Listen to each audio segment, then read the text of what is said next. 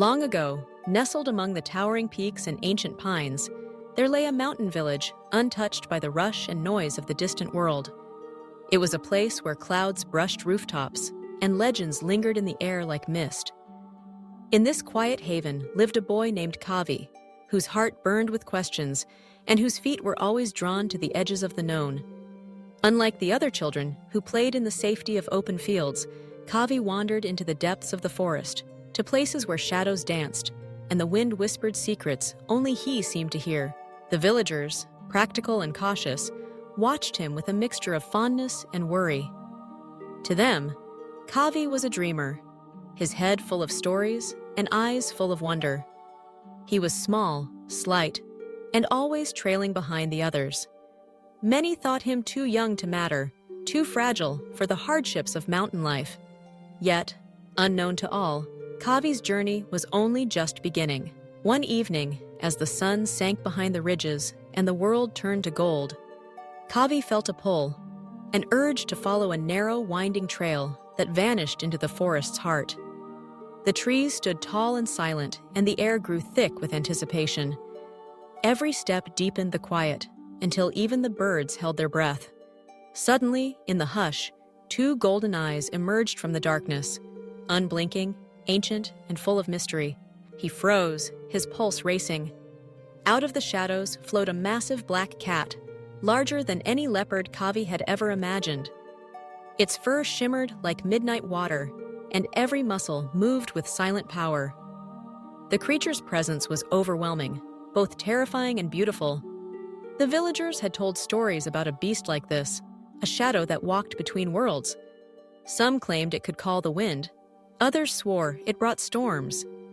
Yet here it was, not a myth but real, standing before a boy no one believed was brave. The cat did not attack. Instead, it lowered its head in a gesture of greeting, its eyes gentle yet fierce. Kavi's fear battled with curiosity. He remembered tales of heroes who faced monsters, but he had never felt a moment like this, a moment where destiny hung in the balance. Trembling, he reached out his hand, uncertain whether he would touch fur or vanish into legend. The cat accepted his touch, and in that instant, a surge of energy flooded through him, wild, electric, and ancient. His fear melted away, replaced with a courage so deep it seemed to come from the mountains themselves. From that day forward, the cat became his silent companion, moving unseen through the village's winding paths and secret places. Whenever Kavi walked, he felt stronger, his senses sharpened. Danger no longer crept up on him. Instead, he sensed it before it arrived. Wild animals, usually fierce and unpredictable, became calm in his presence. He realized that this was no ordinary cat. It was a guardian, woven from the same magic as the mountains and forests. Yet peace in the village was fragile, like the morning dew. One summer, news arrived from distant valleys. Raiders were coming. They were men with fire in their eyes, hungry for gold and land, leaving only ruin in their wake. The village had no warriors, no walls to protect them. Fear swept through the people like a cold wind. Some wanted to hide, others to flee. But in their hearts, a deep hopelessness took root. While others trembled, Kavi stepped forward. He was still small, still young, but something in his voice made the elders listen. "We are not helpless," he said. "We are not alone." His words carried the weight of all the courage the cat had gifted him, and for the first time, the villagers saw not a dreamer, but a leader. The night the raiders arrived, the village was cloaked in silence. Kavi walked alone to the edge of the fields, where the shadows grew thick, and the forest watched in silence. The cat appeared, its eyes burning like twin flames. Without a word, it moved beside him, and together they faced the darkness. As the raiders approached, eager for plunder, the cat let out a roar that thundered through the valley, shaking the stones and startling the very air. The raiders' horses reared in terror, refusing to go forward. The men saw the black, glowing figure standing beside a boy who did not flinch. They remembered stories of spirit guardians, of mountain gods who punished the greedy. Fear overcame their greed, and, shaken to the core, the raiders turned and fled into the night, vanishing like a bad dream. The village was saved. The people poured out of their homes, cheering and weeping, calling Kavi a hero.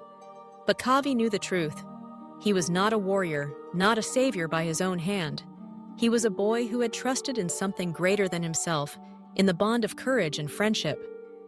The cat, having fulfilled its promise, slipped back into the forest's shadows, leaving behind only paw prints and legend. Kavi never forgot the lessons of that night. He learned that true power is not found in strength or size, but in the courage to face what others fear, and in the trust we place in those we care for. The guardian cat was never tamed, never owned, but its spirit lived on in Kavi's heart. He became the protector of his people, not because of magic alone, but because he dared to believe in hope when all others gave in to despair. For generations, the villagers remembered that night. They told their children about the boy and the cat, about the roar that turned fear into hope and weakness into strength. Kavi's story became a beacon, reminding them that even the smallest among them could shape the fate of all, if only they had the courage to listen to their hearts and honor the bonds that guide them. And so, in the quiet mountain village, among the ancient pines and misty ridges, the legend endured. It whispered in the wind, echoed in the laughter of children, and glowed in the eyes of those who dared to dream. The boy once thought too small became the measure of their courage, and the guardian cat, ever watchful, remained the spirit of the mountains, a promise that even in the darkest hour, hope could be found if you dared to reach out your hand.